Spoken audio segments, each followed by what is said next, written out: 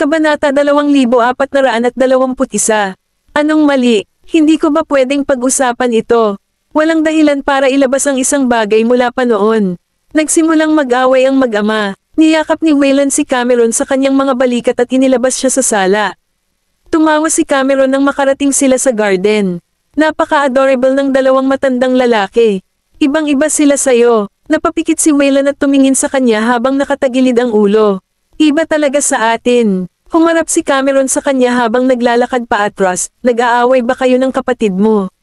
Hindi. Ang mga maingay sa iyong pamilya ay ang iyong kapatid na babae at ang dalawang matandang lalaki. Kung wala sila sa paligid, sa tingin ko ang iyong tahanan ay magiging napakatahimik, hindi katulad ng Southern Clan. Si Colton at Waylon ay hindi kailanman magiging maingay, at maging sina Nolan at Maisie. Maliban kay Daisy at sa dalawang matanda, ang iba pang mga Goldman ay katulad nila. Napahinto si Waylon sa kanyang paglalakad at ngumiti. Totoo naman. Talagang mas masigla kapag nandyan sina lolo at lolo, ngunit, tumigil siya ng ilang segundo at nagtaas ng kilay. Kung gusto mong idagdag iyon, maaari tayong magkaroon ng ilang anak. Tumalikod si Cameron. Maaari mong kunin ang mga ito sa iyong sarili. Nang makitang namula ang tenga niya, ngumiti siya at naglakad palapit. Pwede ko bang i-request? Tumahimik ka. Lumingon siya at nakita niya si Knowles at Daisy na bumababa sa sasakyan. Ngumiti si Daisy at kumaway sa kanila. Kuya, sister-in-law, hindi sanay si Cameron na marinig ang tawag ni Daisy sa kanyang hipag. Pinanood sila ni Waylon na lumakad at binigyan ng mabilis na sulyap si Knowles. Ang iyong mabuting balita ay mabilis na kumalat. Nilagay ni Knowles ang kamay sa bewang ni Daisy. Dapat mahuli ka, kumunat ang noo ni Cameron. Nagkakaroon ka ba ng kompetisyon kung sino ang mas maagang magkakaanak? Katatapos lang nilang magpakasal, at ngayon ay tinatanong na sila tungkol sa pagkakaroon ng isang sanggol. Napangiti si Waylon. Hindi yun ang ibig kong sabihin. Ngumisi si Cameron at nag-cross arms. Pero yan ang nasa isip mo. Hindi mapigil ang mapangiti ni Daisy sa kahinawakan ng braso niya. Sige, wag na natin silang pansinin. Kamusta ang tatay mo? Ang tagal ko na siyang hindi nakikita, at nami-miss ko na siya. Ngumiti si Cameron at sumagot, magaling siya, kaya huwag kang mag-alala, makikita mo rin siya balang araw. Tinapik ni Waylon ang balikat ni Knowles. Wala naman siguro tayong kinalaman sa usapang ito. Gusto mo bang mamasyal? Tumango si Knowles, kaya umalis na sila. Matapos makita ni Daisy na paalis na sila, ngumiti siya at nagtanong, nabalitaan ko na sa East Islands kayo nagpakasal. Pinagdikit ni Cameron ang kanyang mga lobby. Gusto ng tatay ko. Hindi tayo magkakaroon ng ganoon kaga kung hindi dahil sa itinutulak niya tayo. Bumaba ang tingin niya sa tiyan ni Daisy. Pero ang bilis mong nabuntis. Tumigil si Daisy at ngumiti. Ito ay isang sorpresa. Hindi ko rin inaasahan na ganito kabilis ang mangyayari. Hindi sila handa. Titigil ka na ba sa pag-arte pagkatapos nito? Natigilan si Daisy. Tumingin si Cameron sa kanya. Maraming artista ang umaalis sa spotlight sa loob ng ilang taon pagkatapos mabuntis sa panahon ng kanilang prime. Kapag bumalik sila, hindi gaanong sikat ang mga ito. Sa tingin mo handa ka na ba niyan? Pagkatapos ng mahabang paghinto at pagmumuni-muni, sinabi ni Daisy, huwag kang mag-alala. As long as nakakakuha pa ako ng roles, wala nang dapat ipag-alala. Wala siyang pakialam sa kasikatan niya. Ang kailangan lang niya ay ang kanyang kakayahan sa pag-arte. Ang mga kilalang tao na kailangang umasa sa kanilang kasikatan ang mag-aalala tungkol doon, ngunit ang mga artista ay magiging artista pa rin pagkatapos nilang magretiro. Kabanata 2422. Biglang tumawa si Cameron. Hindi naman masama yon. Akala ko isusuko mo na ang mga pangarap mo pagkatapos mong mabuntis. Napangiti si Daisy. Hindi tayo nabubuhay para sa ating mga anak, at gayon din sila. Lahat tayo ay individual. Masyadong maikli ang buhay, kaya kung susuko ako sa karerang mahal ko dahil sa anak ko, mawawala ng saysay ang buhay ko. Napangisi si Cameron. Ngunit may pera si Knowles at ang mga Goldman. Magagawa nitong mabayaran ang iyong mga gastos sa loob ng ilang buhay. Kahit na sumuko siya sa kanyang karera at manatili sa bahay na walang ginagawa, hindi niya kailangang mag-alala tungkol sa anumang bagay. Iyon ang buhay na gusto ng karamihan. Bakit pagugustuhin ng mga tao na magpakasal sa mayayamang pamilya? Lahat sila ay nakatingin sa ginhawang iyon. Napangiti si Daisy. Hindi pwede. Hindi ko lang magagamit ang pera ng pamilya ko. Masama ang loob ko kay Nolly. Ngumisi si Cameron. Sampal lang ba siya sa mukha niya? Ngunit sa wakas ay naunawaan niya kung bakit labis na nagmamalasakit si Knowles kay Daisy. Napuno kasi ang puso ni Daisy sa kanya. Paanong ang isang babaeng makikipagsapalaran sa kanya nang walang pakialam sa sarili niyang kaligtasan ay hindi ang taong pinakaaalagaan niya? Samantala, sa isang restaurant, nakipag-blind date si Leia kasama ang isang taong ipinakilala sa kanya ng kanyang pamilya. Pumunta lang siya dahil wala siyang choice. Dahan-dahan niyang dinampot ang kanyang tasa ng tubig nang marinig niya ang mga kinakailangan at kondisyon. Hindi ko isusuko ang karir ko para pakasalan ka, pasensya na. Huminto ang lalaki at kumunat ang noo. Ikaw ay isang interpreter at kailangang maglakbay sa halos lahat ng oras. Kailangan kong manatili dito at alagaan ang aking ina. Hindi ito naiiba sa pamumuhay ng hiwalay. Kailan magtatagal ang mga kasal kung saan hindi gaanong nagkikita ang mag-asawa? Nagpatuloy ang lalaki. Kumikita ako ng 70,000 sa isang taon, higit pa sa sapat para alagaan ka. Kahit na yung ka, you have to marry sooner or later, no? Matapos niyang marinig ang sinabi nito, itinaas niya ang kanyang kilay at poker face na sinabi, ako ang nag-iisang anak sa pamilyang Yang. Kahit hindi ako magpakasal, ang pamilya ko pa rin ang bahala sa akin.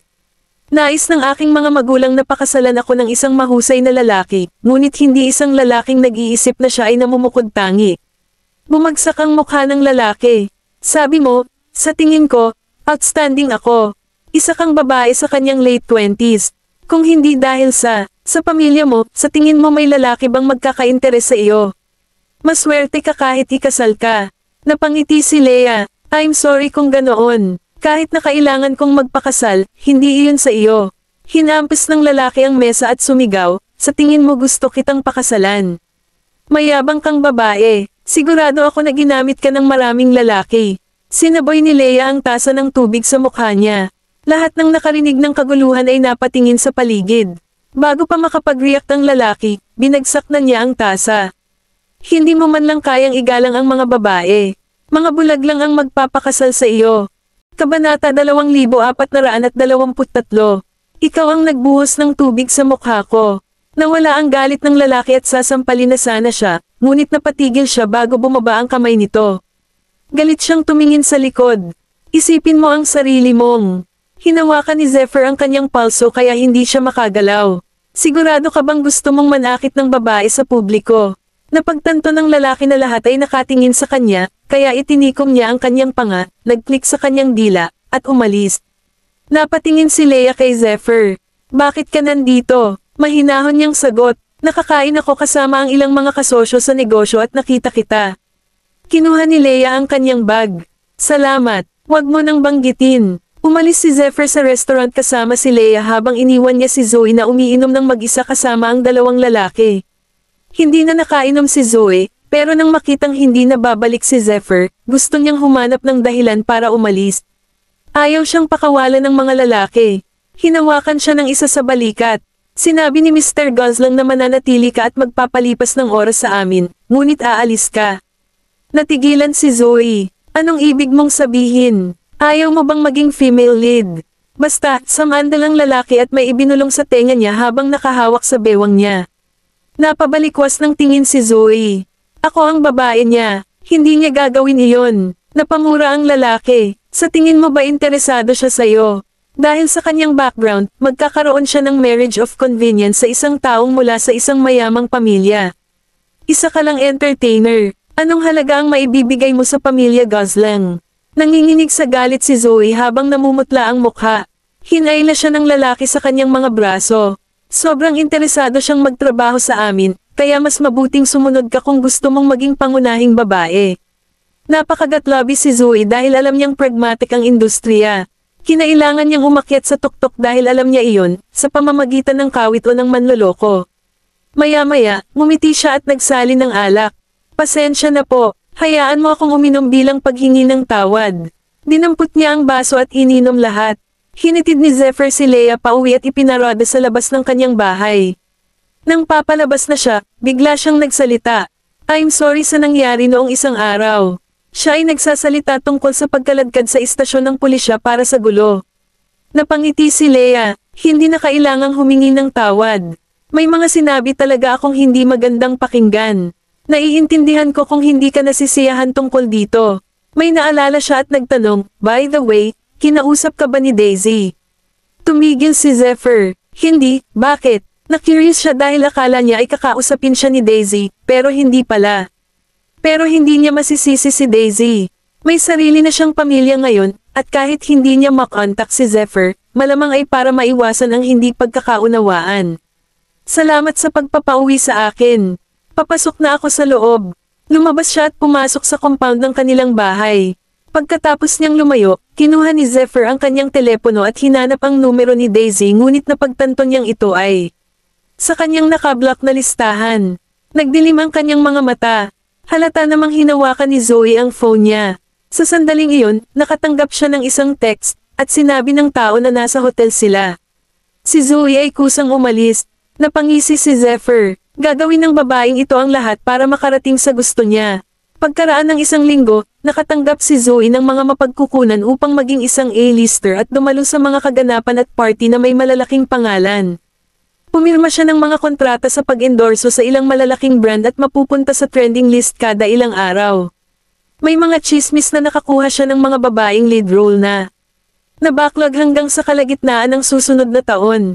Nang makatanggap ng napakaraming mapagkukunan ng isang artist na nagsimula sa isang girl group, nagsimulang maghinala ang mga tao kung mayroon siyang financial supporter. Kabanata 2424. Hindi nagtagal ay naging taunang charity ball. Napuno ng mga celebrity ang event.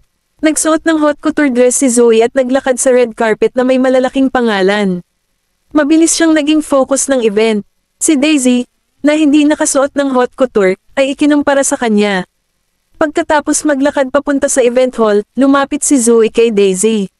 Hindi pwede. Ang prinsesa ng pamilyang Goldman ay hindi nakasuot ng haute couture. Oh well, I guess hindi ka magkakasya sa haute couture kung buntis ka. Nakasuot si Daisy ng maluwag na damit na may fur coat na kayang takpan ang kanyang tiyan. Kahit na hindi ito haute couture, ang fur coat na iyon ay nagkakahalaga ng 5 numero. Nilinggan siya ni Daisy at mahinahong sumagot, ito ay charity ball, hindi beauty pageant. Sige, sabihin mo lang hindi ka kasya sa mga damit. Hindi na kailangan ng excuses. Huminto si Zoe sa harapan niya at nag-cross arms. Aalis ka na sa industriya pagkatapos manganak. I'm looking forward na wala ka. Masayang lumayo si Zoe pagkatapos sabihin iyon dahil ini-imagine niya ang eksenang nagagalit at natalo si Daisy. Gayunpaman, wala sa mga iyon ang mahalaga dahil mayroon na siyang magandang kinabukasan sa industriya.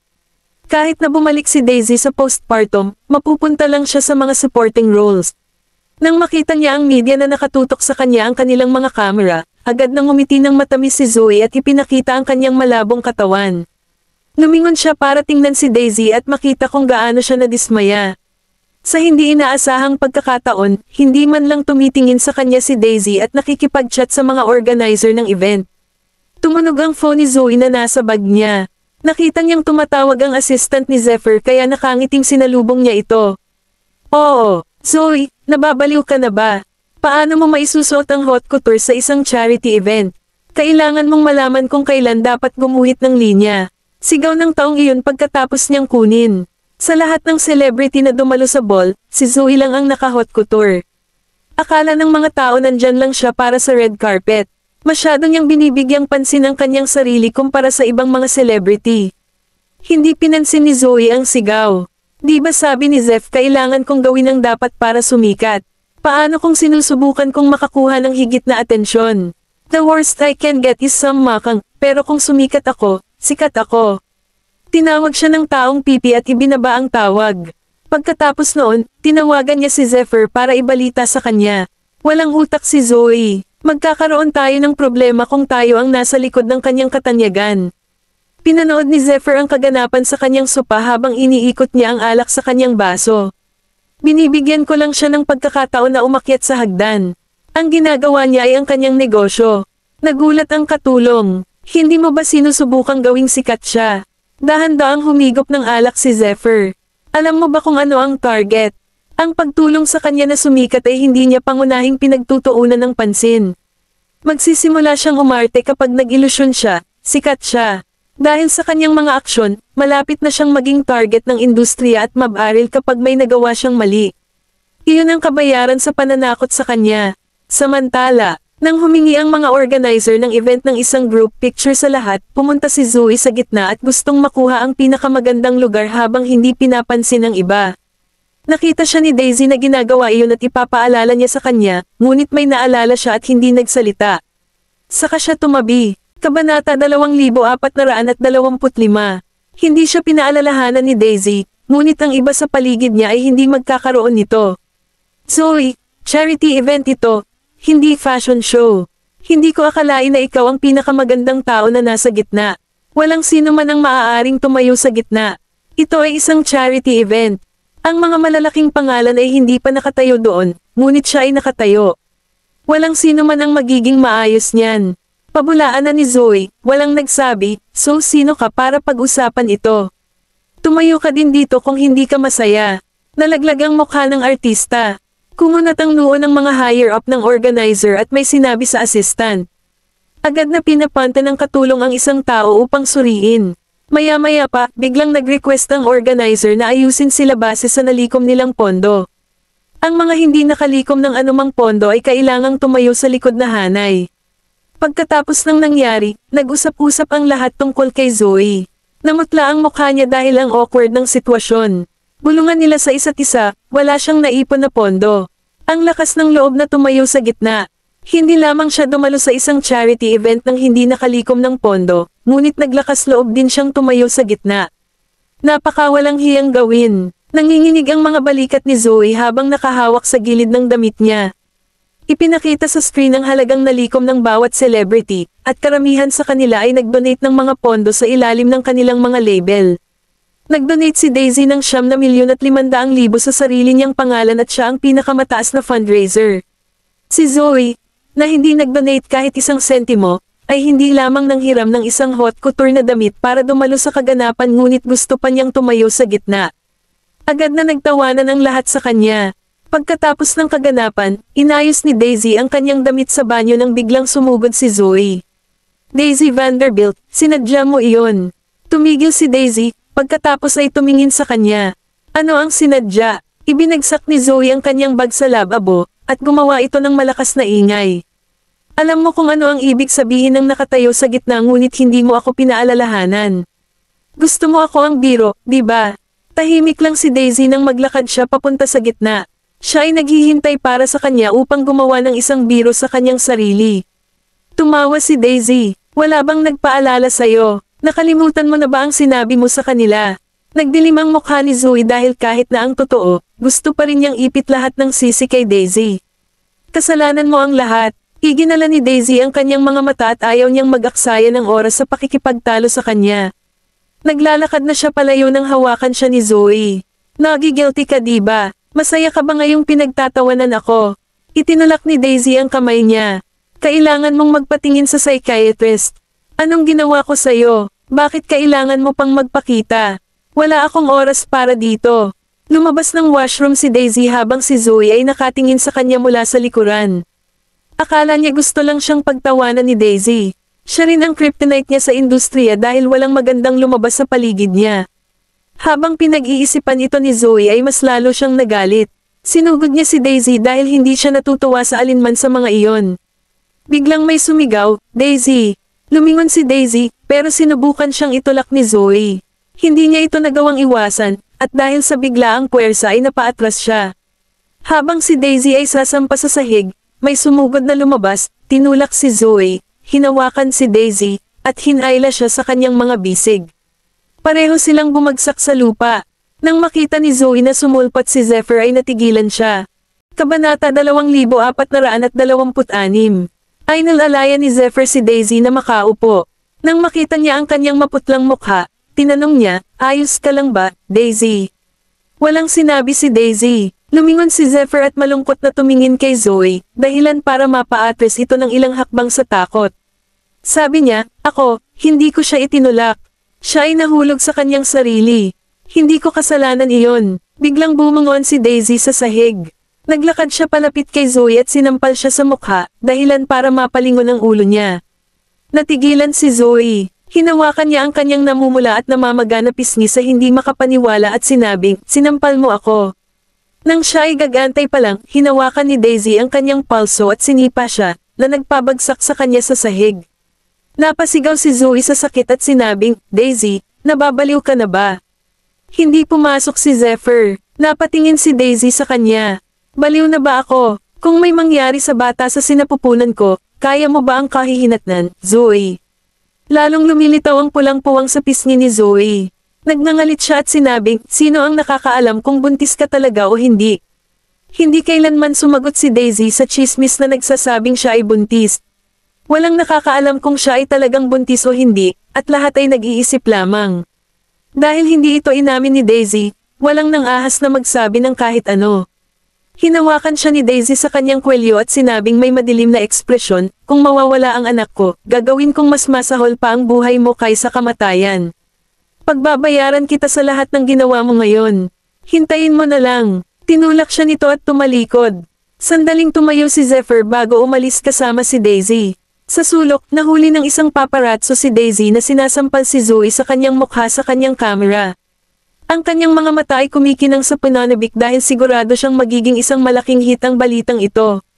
Nang nasa car park na sila, tinawag ni Zephyr si Daisy. Napahinto siya sa paglalakad ngunit hindi lumingon. Pumunta siya sa harap ni Daisy at nagtanong, ayos ka lang ba? Itinaas ni Daisy ang kanyang ulo at mahinahong sinabi, ayos lang ako. Dapat mong tingnan ang iyong kasintahan. Kumunat ang noo ni Zephyr. Girlfriend. Sino ang girlfriend ko? Di ba si Zoe ang girlfriend mo? Hindi. Sinong nagsabi sa'yo na girlfriend ko siya? Wala akong pakialam kung girlfriend mo siya o hindi. It's none of my business. Gusto ko lang magpasalamat sa pagligtas mo sa akin ngayon, Zephyr. Baka nawala na ang anak ko kung hindi dahil sa'yo. Pero hindi ko hahayaan si Zoe ng ganon kadali sa ginawa niya ngayon. Kung gagawin niya ulit ang ganito sa susunod, hindi na ako magpapakatanga sa kanya. Nang hindi na hinintay na magsalita si Zephyr, umalis na si Daisy nang hindi lumilingon. Nakatayo si Zephyr na naninigas sa lugar habang napuno siya ng pagkabigo. Lumingon siya para tingnan si Daisy, at hindi niya alam kung bakit pero pakiramdam niya ay hindi na maayos ang kanilang relasyon. Tama yan. Pareho silang nagbago. Hindi na siya ang dating sarili niya, at ganoon din ang inilapat kay Daisy. Kinabukasan, napuno lahat ng social media platforms ng balitang sinampal ni Daisy si Zoe. Ang taong nag-record ng buong insidente ay nag-upload ng video sa internet. Sa video, hindi naging madali si Daisy kay Zoe habang buong lakas niyang sinampal siya sa kanyang mukha. Hashtag sa totoo lang, hindi mo ba naisip na medyo overreacting si Daisy? Hashtag, si hashtag Zoe ay isang asong babae. Galit na ako sa kanya simula pa nung unang araw. Wala siyang nagawang mabuti, at karapat-dapat siya rito. Hashtag, ito ay sobrang katawa-tawa. Nang punahin ni Zoe si Daisy, pinagalitan siya ng lahat.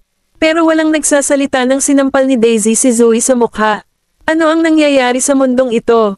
Hashtag, akala ng lahat, ay papunahin ng mga netizen si Daisy, ngunit sa totoo lang, karamihan sa mga tao ay nakatayo sa gilid ni Daisy.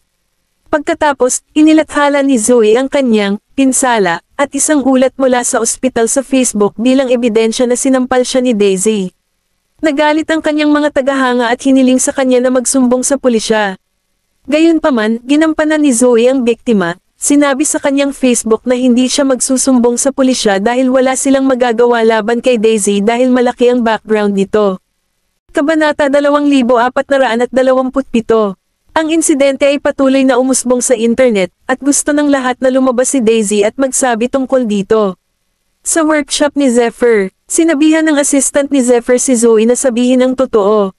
Nakaupo sa upuan, tumanggi si Zoe na makinig sa kanya at sinabing, bakit ko sasabihin ang totoo? Siya ang sumampal sa mukha ko, kaya dapat siyang lumapit at humingi ng tawad sa akin. Hinaplos ng katulong ang kanyang templo at sinabing, Zoe, ito na ang huling babalang ibibigay sa iyo ni Mr. Goslang. Dapat mong gawin ang sinabi niya bago maging huli ang lahat. Tumayo si Zoe at sinabing, maliban na lang kung dumating si Daisy at humingi ng tawad sa akin. Or else, hindi ako actress. Nang matapos siyang magsalita, lumitaw si Noel Ace sa labas ng pinto kasama ang kanyang abogado. Ang dapat humingi ng tawad sa asawa ko ay ikaw. Nagbago ang ekspresyon ni Zoe. Anong ibig mong sabihin? Umatras siya ng 2 hakbang at tinignan sila ng masama. Tutulungan ba ninyong lahat si Daisy? Ako naman ang nasample sa mukha. Bakit lahat ng tao ay tumutulong sa kanya? Wala bang hustisya dito sa mundo? Niluwagan ni Knowles ang kanyang relo at malamig na tumingin sa kanya. Karapat-dapat ka ba sa hustisya? Bumaba ang mukha ni Zoe. Si Knowles ang asawa ni Daisy, kaya walang sabing kakampi niya ito. Parang may naisip siya, malamig siyang ngumisi. Sigurado akong hindi mo alam na nanliligaw ang asawa mo kay Zephyr, di ba? Anong pinagsasabi mo, Zoe? Hindi inaasahan ng katulong ni Zephyr na napakawalang utak ni Zoe. Paano niya tatangkaing maghasik ng alitan sa pagitan ni Daisy at Knowles habang nasa opisina siya ni Zephyr? Hindi ba niya alam na magdudulot din ito ng masamang kahihinatnan kay Zephyr? Nang makitang madilim ang mukha ni Knowles, isang matagumpay na ngiti ang sumili sa mukha ni Zoe habang siya ay nagpatuloy. Alam mo bang ginugulo ni Daisy si Zephyr? Sa halip na ipasok mo ang iyong ilong sa aking mga gawain, dapat kang bumalik at alagaan ang iyong asawa. Malamig na tinignan ni Knowles si Zoe. Makalipas ang ilang sandali, tumawa siya. Sa tingin mo ba ay gagana sa akin ang iyong maliit na pakulo? Nang matapos siyang magsalita ay winigay niya ang kanyang braso at binuksan ng mga bodyguard sa likod niya ang laptop. Nasa screen ang footage ng security camera sa labas ng banyo. Sa video, si Zoe ang humabol kay Daisy at sinubukan siyang itulak. Pagkatapos noon, nagpakita si Zephyr at hinawakan si Daisy bago ito bumagsak sa sahig. Pagkatapos, pumunta si Daisy at sinampal si Zoe sa mukha. Walang dugo ang mukha ni Zoe matapos niyang makita ang recording. Naipublish ko na ang recording sa internet. Kaya hindi ba dapat ikaw ang magsusorry sa asawa ko? Nanginginig ang mga balikat ni Zoe. Mabuti, hihingi ako ng tawad sa asawa mo. Paghingi lang ng tawad, lagi akong makakaganti sa kanya pagkatapos. Pero huli na ang lahat. Anong ibig mong sabihin? Gulat na tanong ni Zoe na nakatingin kay Knowles. Nagpatuloy si Knowles na walang pakialam. Ilang beses mo nang tinarget ang asawa ko. Kahit na ang asawa ko ay nagpasya na patawarin ka sa bawat pagkakataon, hindi ibig sabihin na patatawarin din kita. Hinubad niya ang kanyang suit at tumawa. Para sa record, ako ay isang taong hindi titigil sa wala upang makamit ang aking layunin. Nanlamig ang kanyang mga mata, at naramdaman ni Zoe ang lamig sa kanyang gulugad. Natarante siya at sinabing, hindi mo ito magagawa sa akin. Wala akong ginawang masama. Mahina ang sagot ni Knowles, talaga. At paano ang mga mapagkukunan na nakuha mo sa pamamagitan ng pagbebenta ng iyong sariling katawan? Natigilan si Zoe. Nanginginig siya kaya hindi siya makapagsalita. Binato siya ni Knowles ng isang stack ng mga larawan. Ang ilang mga larawan ay nakakalat sa sahig, at ang mga larawang iyon ay hindi kanais-nais na tingnan. Maging ang katulong ni Zephyr ay hindi napigilan ang sarili at napalingon. Nadapa si Zoe at nahulog sa couch. Pakiramdam niya ay nawalan siya ng lakas. Nabaluktot ang mukha niya sa galit at pagkasuklam habang muling nanambalik sa kanyang isipan ang masasakit na alaala. Gayunpaman, ang kanyang reaksyon ay lubos na naiiba sa ipinakita sa mga larawan. Sa mga larawan, tila nag-e-enjoy siya sa proseso. Kabanata 2428. Ang isang bagay sa mundong ito ay tinanggihan ni Zoe na harapin ay ang sariling pagnanasa na itinatago niya sa kaibuturan ng kanyang puso. Parang public execution ang ginawa ni Knowles. Natapakan na niya ang pride at self-esteem niya sa lupa. Tumingin si Knowles sa kanyang abogado at nagtanong, ano ang parusa sa prostitution? Itinulak ng abogado ang kanyang salamin sa mata at sumagot, anuman ang lokasyon, likas na labag sa batas ang pakikipagtalik sa mga tao para makakuha ng mga benepisyo sa sweldo, at iba pa. Bagamat hindi ito isang krimen, ito ay napapailalim sa detensyon ng higit sa 10 araw at wala pang 15 araw, at maltang 800. Ngumiti si Knowles kay Zoe at nagtanong, may sasabihin ka ba, Miss Markle? Umiling si Zoe at sumigaw ng histeryoso, hindi. Napilitan akong gawin ito. Hindi ako. Hindi ko kasalanan. Walang pakialam kung napipilitin ka man o hindi. Ang mga pulis at hukom ay titingnan lamang ang mga ebidensya. Tsaka di ba nakuha mo na yung gusto mo? Kaya walang paraan para makatakas ka rito. Ito ay simula pa lamang. Tumalikod si Knowles at nagpatuloy. Hindi ka makakaapekto kung bibigyan ka lang namin ng babala. Dahil binabaliwala mo ang pagpapaubaya ng ibang tao, ipapaalam ko sa iyo ang mga kahihinatnan ng hindi pag-uugali ng iyong sarili. Pagkatapos niyang magsalita ay umalis na siya kasama ang mga tauhan niya. Nabangga niya si Zephyr sa koridor at huminto sa harapan niya. May makahulugang ngiti na sumili sa gilid ng kanyang mga labi habang sinasabing, ano sa palagay mo ang palabas na ito, Mr. Gosling? Tumingin sa kanya si Zephyr at nagtanong, ano ang gusto mong sabihin? Lumapit si Knowles sa kanya. Tumingin siya ng diretsyo sa mga mata niya at nagpatuloy. I let you off the hook last time. And since you protected Daisy and our baby this time, we are even now. Sana maging behave ka rin, Mr. Gosling. Hindi na hinintay na magsalita si Zephyr, lumakad na si Knowles. Mariing idiniin ni Zephyr ang kanyang mga lobby at naglakad papasok sa kanyang opisina. Umiiyak na namamaos si Zoe sa couch. Nang makita niya si Zephyr, lumuhad siya sa harapan niya at hinawakan ang kamay nito. Tutulungan mo ako ha, alam kong mali ako, please, ikaw lang ang makakatulong sa akin. Inalis ni Zephyr ang kanyang kamay at sinabing, ano sa tingin mo ay tutulungan kita? Natigilan si Zoe. Kung titignan ang lamig ng mga mata nito, hindi na niya napigilan ang sarili at sinampal si Zephyr. Ikaw ang humiling sa akin na manatili sa kanila. Kapag may nangyari sa akin, hindi ka rin makakatakas. Napatingin si Zephyr sa kanyang katulong. Pagkaalis ng kanyang katulong ay sinampal niya si Zoe sa mukha dahilan para matamba ito sa sahig. Pinilit ba kita? Hindi ba't kusa mong ginawa? At ngayon, pagbabantaan mo ako. Hinawakan ni Zephyr ang kanyang baba at nagpatuloy. Akala ko matalino kang babae since you're willing to stop at nothing to set up me, pero parang nagkamali ako. Hindi ko alam kung ano ang iniisip mo na kaya mong balutin ang mga tao sa iyong hinliliit. Nanginginig si Zoe. Wala siyang masabi. Ngayon lang niya napagtanto na nahulog siya sa isang bitag. Partikular na inihanda para sa kanya. Siya ay nasa ilalim ng impresyon na siya ang reyna na nasa ilalim ng kanyang kontrol ang lahat, ngunit sa katotohanan, siya ay isang sangla lamang na maaaring isakripisyo ng ibang tao anumang oras. Binitawan siya ni Zephyr at tumayo ng maayos. Akala mo matalino ka, pero pipi ka parang bato. Kahit na hindi umaasa si Daisy sa kanyang pamilya sa entertainment industry, wala ka ring paraan para saktan siya. Ang dahilan kung bakit walang ginagawa sa iyo ang mga Goldman ay dahil isa ka lang clown na hindi karapat-dapat sa kanilang atensyon. Sa tingin mo ba ganoon ka kagaling at kahalaga? Hindi mo ba alam kung anong nangyari kay Tiffany? Napaupo si Zoe na naninigas sa sahig. Walang luha sa kanyang mga mata. Naikuyom niya ang kanyang kamay at nagngangalit ng mariin ang kanyang mga ngipin. Hindi niya matanggap na makukuha ni Daisy ang papel na gusto niya nang walang kahirap-hirap, samantalang kailangan niyang talikuran ang papel na pinaghirapan niya dahil lang sa wala siyang background sa pamilya. Kabanata 2429. Nais lamang ni Zoe na tumayo sa tuktok ng mundo at hindi titigil sa wala upang makamit ang kanyang layunin. Wala naman siyang ginawang masama. Bakit kay Daisy lang nakatutok ang lahat? Bakit walang nakakita sa kanyang pagsisikap? Lahat ng nasa entertainment industry ay naghahanap ng tubo, at isa lang siya sa kanila. Gusto niyang makakuha ng bahagi ng pie. Siya ay ambisyoso, wala siyang ginawang mali, ngunit biktima lang siya ng kapangyarihan sa huli. Kinasusuklaman niya ang mundong ito dahil sa hindi patas. Bigla niyang nakita ang isang gunting sa mesa. Nang lumingon si Zephyr, sumugod siya sa mesa at kinuha ang gunting. Nang marinig ni Zephyr ang kaguluhan at tumalikod, sinugod siya ni Zoe at ibinaon ang gunting sa tiyan niya.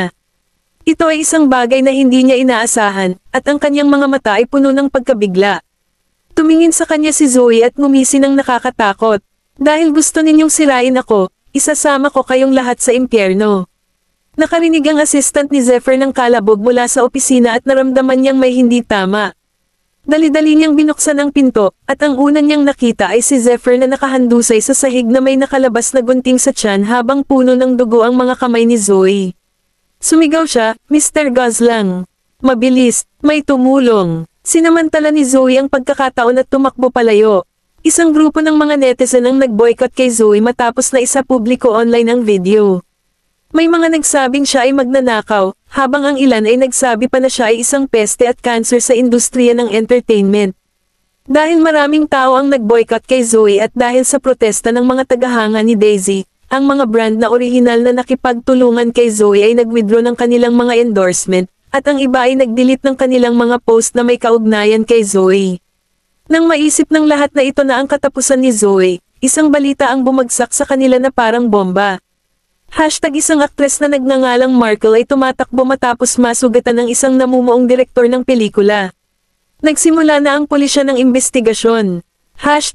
Sa Tyler 10, natututo si Daisy kung paano gumawa ng merienda sa kusina sa pamamagitan ng panonood ng video. Sa sobrang focus niya ay hindi niya napansin na bumalik na si Noel Ace. Lumapit si Noel Ace sa kanya at niyakap siya mula sa likod. Ipinatong niya ang kanyang baba sa kanyang ulo at sinabing, "Anong uri ng merienda ang ginagawa mo?"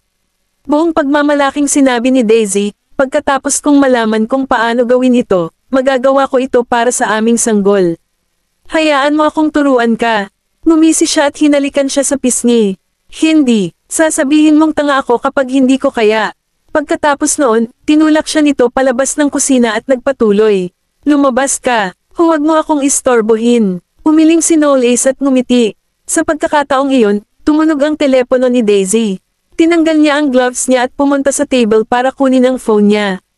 Ito ay isang tawag mula kay Leah. Sinagot niya ang tawag at natigilan siya nang may sinabi sa kanya si Leah. Pagkatapos niyang ibaba ang tawag, mahigpit niyang hinawakan ang kanyang telepono at lumingon kay Noel Ace. Tumingin si Noel Ace sa kanya at nagtanong, "Anong problema?" Sinaktan ni Zoe si Zephyr. Ibinaba ni Daisy ang kanyang ulo. "Pwede ba?" Lumapit ito sa kanya at hinaplos ang pisngi nito na para bang alam niya ang iniisip nito. "Hayaan mong ipadala kita doon." Inangat ni Daisy ang ulo niya para tingnan siya. "Hindi ka ba galit?" Napaluha at natawa si Noel Ace habang kinurot ang pisngi niya.